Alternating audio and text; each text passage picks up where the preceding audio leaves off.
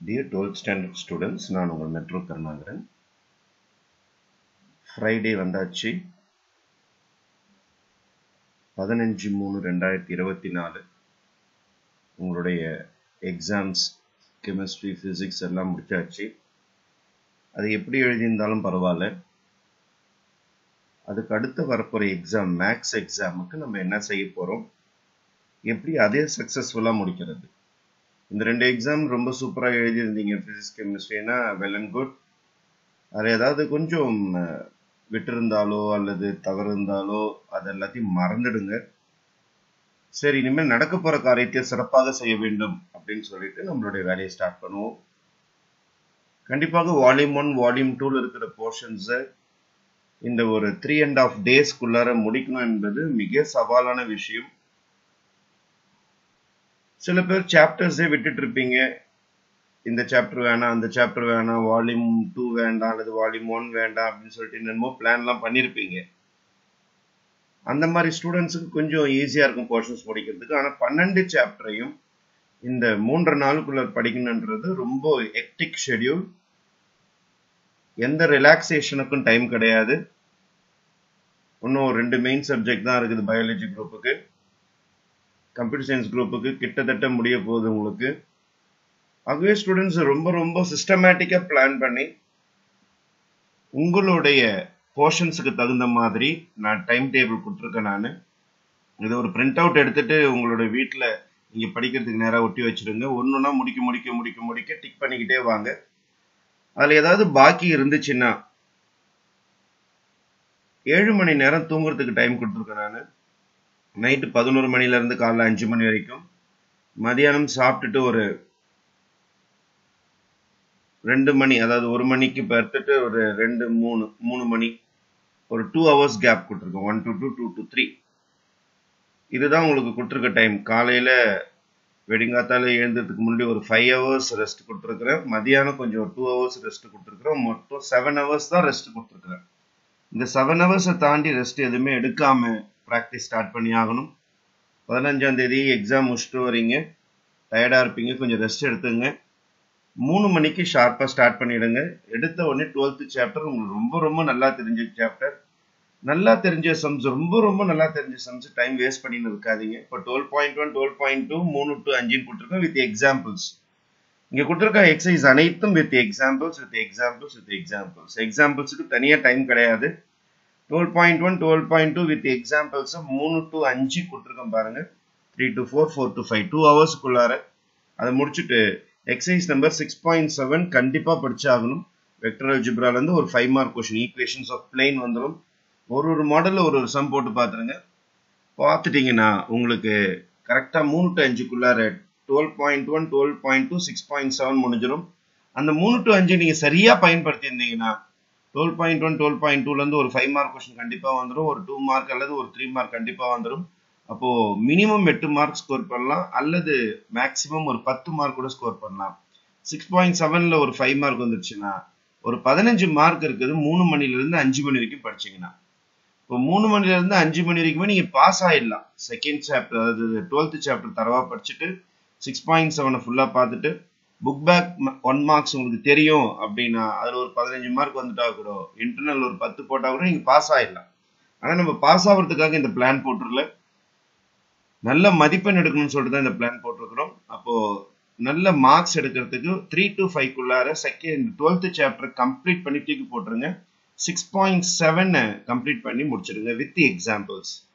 அதோட 5 to 7 start பண்ணுறோம். ஏதாவது காஃபியோ அல்லது ஹார்லிக்ஸோ பூஸ்டோ அல்லது ஏதாவது சூப்போ, ஏதாவது காய்கறி சூப் ஏதாவது சாப்பிட்டுட்டு உடனே ஸ்டார்ட் பண்ணிடுங்க. 5 to 7 நான் 1 hour கொஞ்சம் ரெஸ்ட் எடுக்க போகிறேன்ற கதைக்கே நேரம் கிடையாது. ஏன்னா டைம் டு டைம் ஷெட்யூல் கரெக்டாக இருக்கும் உங்களுக்கு. 2.1லேருந்து 2.5 ரொம்ப ஈஸியான எக்ஸசைஸ். 2.1, 2.2, 2.3 ரொம்ப ஃபாஸ்ட்டாக பார்க்கலாம் நீங்கள். 2.4, 2.5 கொஞ்சம் லேட் ஆகும். அதை முடிச்சுட்டு உடனே 6.1 பார்த்தாகணும். ஏன்னா 6.1ல் வேறு 5 மார்க் கொஸ்டின் இருக்குது. Cos alpha minus beta, cos alpha plus beta, sine alpha minus beta, sine alpha plus beta, அது இல்லாமல் நிறைய எக்ஸாம்பிள் சம்ஸ் வர இருக்குது. அதில் தான் உங்களுக்கு ஒர்க் டன் சம்லாம் வேறு வரும். அதனால அது தரவை பார்த்தாகணும். டார்க் மொமெண்ட் சம்ஸ்லாம் இருக்கும் உங்களுக்கு. 5 to 7க்குள்ளார இது முடிச்சாகணும். 5 to 7 குள்ள பாத்தீங்கன்னா கண்டிப்பா ஒரு 5 மார்க்கோ அல்லது ஒரு 3 மார்க்கோ அல்லது ஒரு 2 மார்க்கோ குறைஞ்சபட்சம் ஒரு 7 மார்க் கிடைக்கிறதுக்கான வாய்ப்புகள் உண்டு. அதுக்கு அடுத்தது 7 to 9 2.6 to 2.8 காம்ப்ளெக்ஸ் நம்பர். அப்போ காம்ப்ளெக்ஸ் நம்பர் சாப்டரே முடியுது உங்களுக்கு நைட் 9 மணிக்குள்ளார. அப்போ 15ஆம் தேதியே உங்களுக்கு பாத்தீங்கன்னா 12th சாப்டர் செகண்ட் சாப்டர் முடிச்சிட்டீங்க. 12th சாப்டர் செகண்ட் சாப்டர் முடிச்சிட்டாலே நீங்க பாஸ்பா, நீங்க 12th ஸ்டாண்டர்ட் பாஸ் ஆயிட்டீங்கன்னு அர்த்தம்.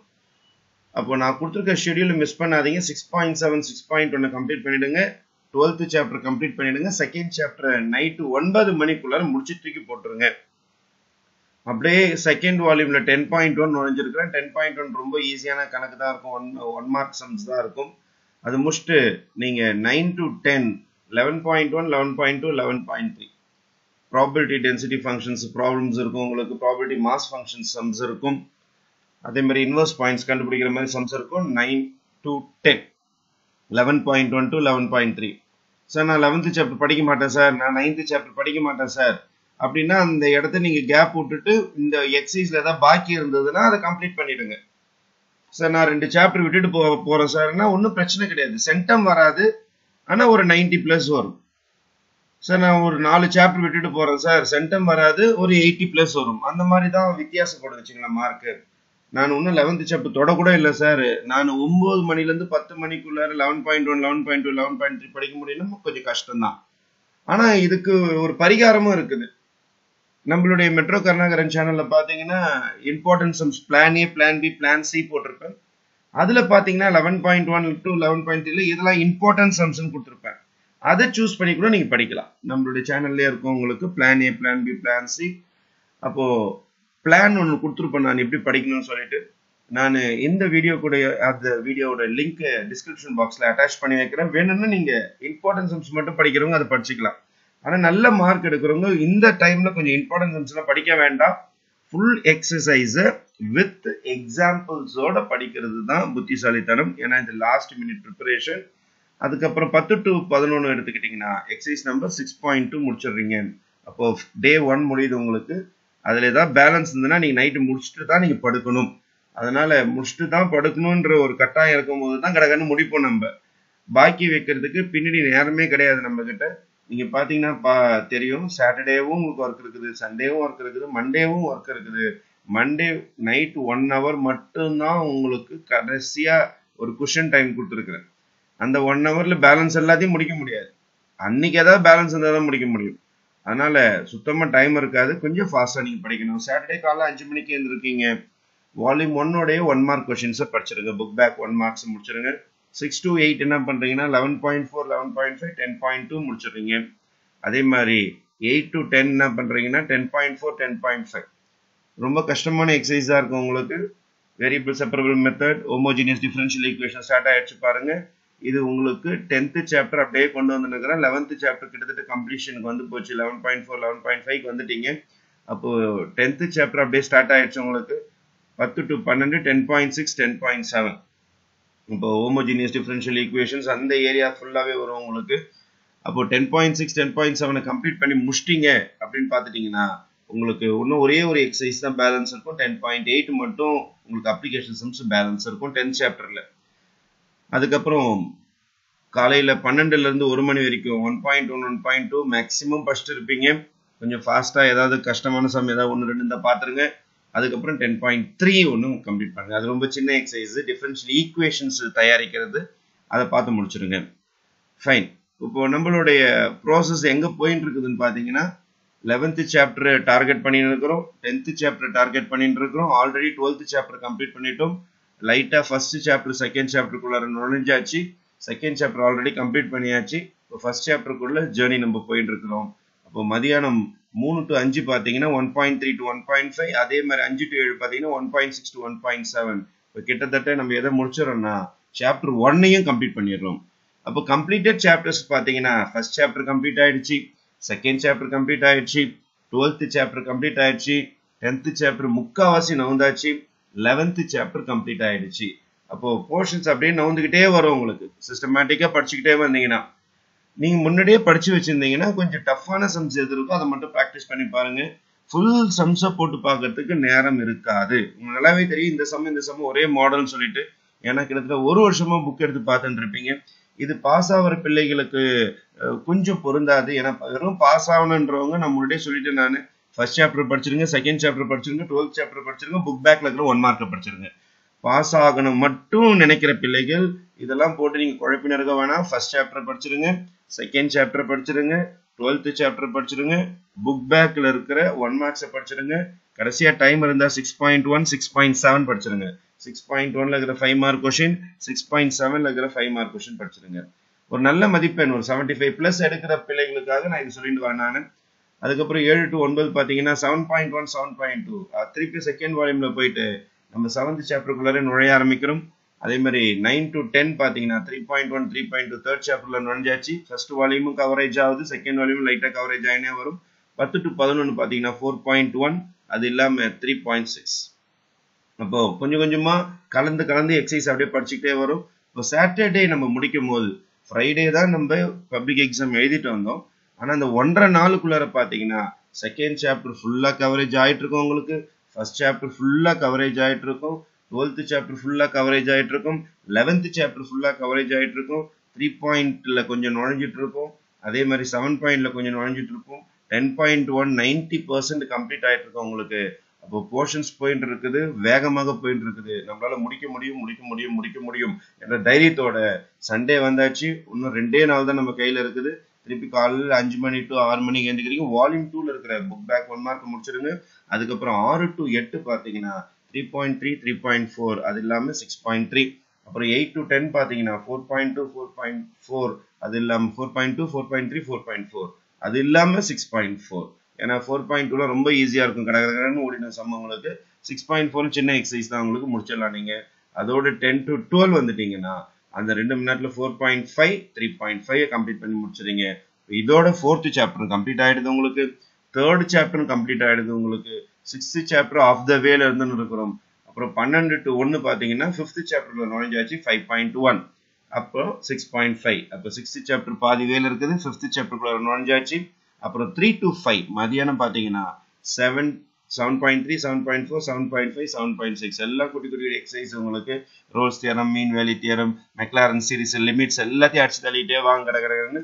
5 to 7 பாத்தீங்கன்னா 7.7 to 7.9. 7.9 உங்களுக்கு டஃபா இருந்ததுன்னா ஃபர்ஸ்ட் சப்டிவிஷன் மட்டும் பாத்துங்க, அந்த அசிம்டோட்ஸ் ஏரியா மட்டும் பாத்துங்க. ட்ரேசிங் த கர்வ் ரொம்ப டஃபா இருந்ததுன்னா விட்டுடுங்க, அது ஒன்றும் பிரச்சனை கிடையாது உங்களுக்கு. அப்போ கிட்டத்தட்ட பாத்தீங்கன்னா 7.9 வந்தாச்சுன்னா 7th சாப்டர் முடிஞ்சு போச்சுன்னு அர்த்தம். அப்போ சண்டே நம்ம 7th சாப்டரையும் கம்ப்ளீட் பண்ணி முடிச்சாச்சு. இப்போ 7th சாப்டர் முடிச்சாச்சு, 10th சாப்டர் கிட்டத்தட்ட முடிய போது, 11th சாப்டர் முடிச்சாச்சு, 12th சாப்டர் முடிச்சாச்சு. அப்போ செகண்ட் வால்யூம் கிட்டத்தட்ட ஒரு 80% முடிச்சாச்சு. ஃபர்ஸ்ட் வால்யூம்ல ஃபர்ஸ்ட் சாப்டர் முடிச்சாச்சு, செகண்ட் சாப்டர் முடிச்சாச்சு, 3rd சாப்டர் முடிச்சாச்சு, 4th சாப்டர் முடிச்சாச்சு. அப்போ 6th சாப்டர்ல பாதி வழியில இருந்து நிற்கிறோம். சரி, 7 to 9 ஸ்டார்ட் பண்றீங்க. 8.1ல இருந்து 8.4 பார்ஷியல் டிஃபரன்சியேஷன் ஸ்டார்ட் பண்ணிடுறீங்க. அதுக்கப்புறம் 9 to 10 பாத்தீங்கன்னா 5.2 5.3, அது இல்லாம 6.6. அதுக்கப்புறம் 10 to 11 பாத்தீங்கன்னா 5.4. அப்போ இதோட நம்மளுடைய சண்டே ஒர்க் முடியுது. சண்டே ஒர்க்ல 6th சாப்டர் கம்ப்ளீஷன் வந்தாச்சு, 5th சாப்டர் கம்ப்ளீஷன் கிட்டத்தட்ட இருக்குது உங்களுக்கு. அதுக்கப்புறம் செகண்ட் வால்யூம்ல பாத்தீங்கன்னா 7th சாப்டர் முடிச்சாச்சு, 8th சாப்டர் ஸ்டார்ட் பண்ணியாச்சு, இன்னும் 9th சாப்டருக்குள்ள நுழையில. 10th சாப்டர் முடிகிற ஸ்டேஜுக்கு வந்தாச்சு உங்களுக்கு. 11th முடிச்சாச்சு, 12th முடிச்சாச்சு. அதுக்கு அடுத்தது மண்டே வந்தாச்சு. மண்டே வந்துட்டு பிறகு ஒரே நாள் தான் நம்ம கையில இருக்குது. காலைல 5 to 6 book back 1 mark 2 mark, sorry 1 marks volume 1 volume 2 ரெண்டுக்குமே பிராக்டிஸ் பண்ணி முடிச்சிருங்க. 6 to 8 5.5 very very important exercise. இந்த 18ஆம் தேதி மிக மிக முக்கியமான நாள் உங்களுக்கு. இந்த 18ஆம் தேதி எதுவுமே நீங்க கேஷுவலாவோ லீஜராவோ எடுத்துக்காதீங்க. ஏன்னா மிக மிக முக்கியமான எக்ஸசைஸ் தான் கொடுத்துருக்கேன் நான். 5.5 கம்ப்ளீட் பண்ணிடுங்க. கண்டிப்பா ஒரு 5 மார்க் உண்டு. 8 to 10 10.8 கண்டிப்பாக ஒரு 5 மார்க் உண்டு, மிஸ் பண்ணாதீங்க. மிக மிக முக்கியமான எக்ஸசைஸ். அப்புறம் 10 to 12 பாத்தீங்கன்னா 8.5 to 8.7 பார்ஷியல் டிஃபரன்சியேஷன்ல இந்த ஏரியால இருந்து ஒரு 5 மார்க் வர வாய்ப்பு இருக்குது. ஆயிலர்ஸ் தியரம்லாம் இருக்குது உங்களுக்கு, செயின் ரூல் இருக்குது பார்ஷியல் டிஃபரன்சியேஷன்ல, அதுல இருந்து வரதுக்கு வாய்ப்பு உண்டு. 8.5 to 8.7. அதோட 12 to 1 பாத்தீங்கன்னா 9.9 வால்யூம் சம் ரொம்ப ஈஸியான ஏரியா, அதை முடிச்சிருங்க. அதோட 3 to 5 பாத்தீங்கன்னா 9.1 to 9.3. இதுல மிக மிக முக்கியமான எக்ஸசைஸ் 9.3 9.3 9.3 ப்ராப்பர்ட்டிஸ் யூஸ் பண்ணி போறது, ஒரு 5 மார்க் வர வாய்ப்பு இருக்குது. அப்புறம் 5 to 7 பாத்தீங்கன்னா 9.4 to 9.7. அது எல்லாமே குட்டி குட்டி எக்ஸசைஸ் தான் இருக்கும் உங்களுக்கு. பெர்னோலிஸ் தியரமா இருக்கட்டும், உங்களுக்கு ரிடக்ஷன் ஃபார்முலா இருக்கட்டும், ரொம்ப சிம்பிளான சம்ஸ் தான் அந்த இடத்துல இருக்கும். ஆனா 7 to 9ல பாத்தீங்கன்னா ஒரே எக்ஸசைஸ் கொடுத்துருமா 9.8 மிக மிக முக்கியமான எக்ஸசைஸ். இதுலயும் 5 மார்க் வரதுக்கு வாய்ப்பு இருக்குது. மண்டே ரொம்ப குரூஷியலான டைம், உங்களுக்கு எல்லாம் கொஞ்சம் ஹெவியான எக்ஸசைஸா இருக்கும். 9 to 10 பாத்தீங்கன்னா 6.8 to 6.9 கடைசியா 2 எக்ஸசைஸ் வெக்டார்ல இருக்கும். கடைசி 1 hour பேலன்ஸ் இருக்கும் உங்களுக்கு. இதுல ஏதாவது நீங்க ஒரு எக்ஸசைஸ் விட்டு இருந்தாலோ, டைம் இல்லாம விட்டு இருந்தாலோ, அல்லது கஷ்டமா இருந்தாலும் இன்னொரு வாட்டி ப்ராக்டிஸ் பண்ணிருக்கேன்னா கடைசி கொஸ்டின் டைம் உங்களுக்கு. அதோட ரெஸ்ட் எடுத்துருங்க. திருப்பி காலையில 5 மணிக்கு எழுந்துட்டு வால்யூம் 1 வால்யூம் 2 1 மார்க்ஸ் ஒரு வாட்டி ரிவைஸ் நல்லா பார்த்துங்க. உங்களுக்கு இன்கேஸ் ஏதாவது ஃபார்முலாஸ் இதுல மறந்து போற மாதிரி இருந்துச்சுன்னா அந்த சாப்டர்ல இருக்கிற ஃபார்முலாஸ் மட்டும் ஒரு வாட்டி ரிவைஸ் பண்ணிட்டு நீங்க தாராளமாக 19ஆம் தேதி போயிட்டு எக்ஸாம் எழுதிட்டு ரொம்ப சந்தோஷமா வெளியில வரலாம். அந்த 1.25க்கு வெளியில வரும்போது 2 மார்க்ல 7 கொஸ்டின் அட்டன் பண்ண முடிஞ்சது. 3 மார்க்ல பக்காவா 7 கொஸ்டின் முடிச்சிட்டேன் நான். 5 மார்க்ல சூஸ் பண்ணி அடிச்சேன்டா 7 கொஸ்டின் சொல்ல முடியும் உங்களால. ஏன்னா நீங்க உழைச்சது கொஞ்சம் நெஞ்ச வேலை கிடையாது. வெள்ளிக்கிழமையில இருந்து மண்டே வரைக்கும் ஒவ்வொரு செகண்டையும் ஒவ்வொரு நொடியும் நீங்க செதுக்கிருக்கீங்க. உங்களுடைய நிமிஷத்தை நீங்க கொஞ்சம் கூட வேஸ்ட் பண்ணாம படிச்சிருக்கீங்க. இப்போ கண்டிப்பாக உங்களுக்கு டியூஸ்டே 19ஆம் தேதி பப்ளிக் எக்ஸாம்ல அந்த கொஸ்டின் பேப்பர்ல அவன் எப்படிப்பட்ட கொஸ்டின் உங்களுக்கு டிசைன் பண்ணியிருந்தாலும் அது அனைத்தையும் நீங்க கிராக் பண்ணிட்டு பெஸ்ட் மார்க் எடுத்துட்டு நல்ல மதிப்பெண்ணோட தான் எக்ஸாம் விட்டு வெளியில வர போறீங்க. இந்த மாதிரி சிஸ்டமேட்டிக்கா ஹார்ட் ஒர்க் பண்ற ஸ்டூடெண்ட்ஸ் தோத்ததா சரித்திரமே கிடையாது. ஆகவே ஸ்டூடெண்ட்ஸ் வரப்போற பப்ளிக் எக்ஸாம்ல நீங்க நல்ல மதிப்பெண் எடுத்துட்டு எக்ஸாம் விட்டு வெளியில வரணும்னு வாழ்த்துக்களை கூறி விடைபெறுகிறேன். உங்கள் மெட்ரோ கருணாகரன். என்றும் உங்கள் நலனுக்காக. நன்றி, வணக்கம்.